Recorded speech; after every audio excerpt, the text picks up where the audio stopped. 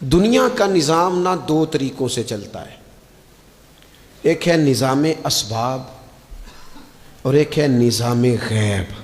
ایک نظام اسباب سے چلتا ہے کہ آگ جلاتی ہے، پانی ٹھنڈا کرتا ہے، انسان ماں باپ کے ملاپ سے پیدا ہوتا ہے۔ دنیا نظام اسباب سے چلتی ہے اور اسی ترتیب سے نظام آگے چل رہا ہے۔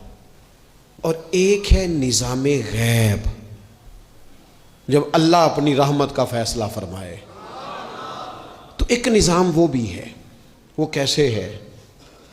آگ جلاتی ہے، لیکن جب رب چاہے نا تو حضرت ابراہیم کے لیے ٹھنڈی ہو جاتی ہے۔ یہ کیا ہے؟ یہ نظام غیب ہے۔ نظام اسباب یہ ہے کہ ماں باپ کے ملاپ سے اولاد پیدا ہوتی ہے، اور اگر رب چاہے نا تو حضرت عیسیٰ علیہ السلام کو بغیر باپ کے بھی پیدا فرما دیتا ہے۔ ہم جو مسلمان ہیں نا، ہماری ساری کی ساری توجہ نظام اسباب پہ ہو گئی ہے۔ اسباب پورے جمع کرو، لیکن اپنے رب کی بارگاہ کی طرف رجوع بھی کرو۔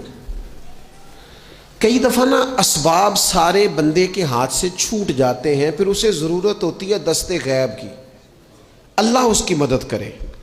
جو آیہ کریمہ میں نے قرآن مجید کی پڑھی ہے، اس میں اللہ کریم نے فرمایا یا ایھا الذین آمنوا توبوا الی اللہ توبۃ نصوحا، اے ایمان والو اپنے رب کی طرف رجوع کرو، اپنے رب کی بارگاہ میں توبہ کرو، پر توبہ سچی کرنا، رجوع الی اللہ کرو، اللہ کی طرف رجوع کرو۔ بعض اوقات سارے نظام ختم ہو جاتے ہیں، نظام اسباب، اس وقت ضرورت ہوتی ہے رجوع الی اللہ کی، کہ نظام غیب آئے۔ حضرت سارہ رضی اللہ تعالی عنہا، جو جناب ابراہیم علیہ السلام کی اہلیہ ہیں، آپ ایک رستے سے گزر رہی تھیں، حضرت ابراہیم علیہ السلام آپ کے ساتھ تھے، تو جس رستے آپ تشریف لے جا رہے تھے اس رستے میں بادشاہ بڑا ظالم تھا۔ وہ معاذ اللہ تعالیٰ ثم معاذ اللہ عورتوں کو گرفتار کر لیتا اور اپنی بدباطنی کا ثبوت دیتا۔ وہاں سے جناب سارہ گزری، مسند امام احمد بن حنبل سے یہ حوالہ عرض کر رہا ہوں۔ حضرت سارہ کو اس نے گرفتار کر لیا۔ جب وہ جناب سارہ کی طرف بڑھنے لگا تو اب وہ جتنے اسباب تھے نا اس وقت کے، وہ سارے اختیار کیے گئے، لیکن اس بادشاہ سے جان نہیں چھوٹی۔ جب وہ بڑھنے لگا تو جناب سارہ نے پھر رب کریم کی طرف رجوع کیا، مصلی پہ بیٹھ گئی، کہنے لگی مالک اب تو ہی کرم فرمانے والا ہے۔ آپ نے اس درد سے دعا فرمائی کہ وہ بادشاہ زمین پر بے ہوش ہو کے گرا اور تڑپنے لگا، قریب تھا کہ وہ مر جائے۔ تو حضرت سارہ پھر مصلی پہ بیٹھی اور اپنے مالک کی بارگاہ میں عرض کرنے لگی مالک اگر یہ مر گیا تو مجھ پہ الزام آئے گا کہ میں نے مارا ہے، اسے مارنا بے ہوش ہی فرما۔ وہ بے ہوش ہو گیا، تھوڑی دیر کے بعد ہوش آیا تو پھر آپ کی طرف بڑھنے لگا، تو آپ نے پھر اللہ کی جانب رجوع کیا۔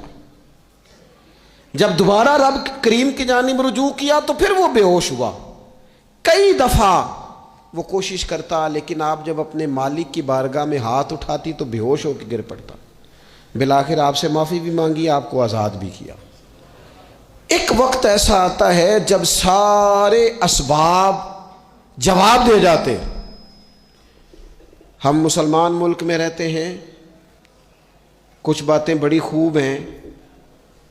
میں نے دیکھا ہے کہ ڈاکٹر جب سمجھ آتا ہے نا کہ رپورٹس، ادویات، ٹیسٹ اب اس نتیجے پہ پہنچ گئے ہیں کہ شاید یہ مریض بچے گا نہ، تو چونکہ مسلمان ملک ہے تو میرے وطن کے ڈاکٹر ایک خوبصورت جملہ بولتے ہیں، مجھے بڑا پسند ہے۔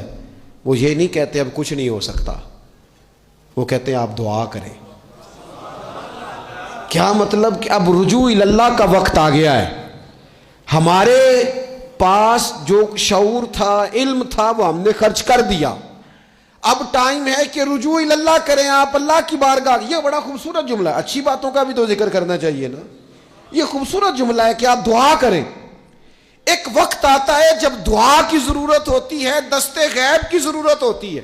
نبی پاک علیہ السلام 313 کو لے کے جب میدان میں آئے تھے تو ظاہری اسباب تو یہ تھے کہ 1000 سے مقابلہ کیسے ہوگا، تو پھر میرے قریب نے پتہ کیا کیا، حضور نے پھر رب کریم کی طرف رجوع فرمایا اور پھر اللہ کی مدد فرشتوں کی صورت میں آئی۔ او میرے دوستو، امت کو ضرورت ہے اس وقت دست غیب کی۔ پاکستان کبھی نہ بنتا اگر اللہ تعالیٰ کی غیبی طاقتیں مدد نہ فرماتی۔ پاکستان کبھی نہ بچے گا اگر خدا کی مدد شامل حال نہ ہوگی۔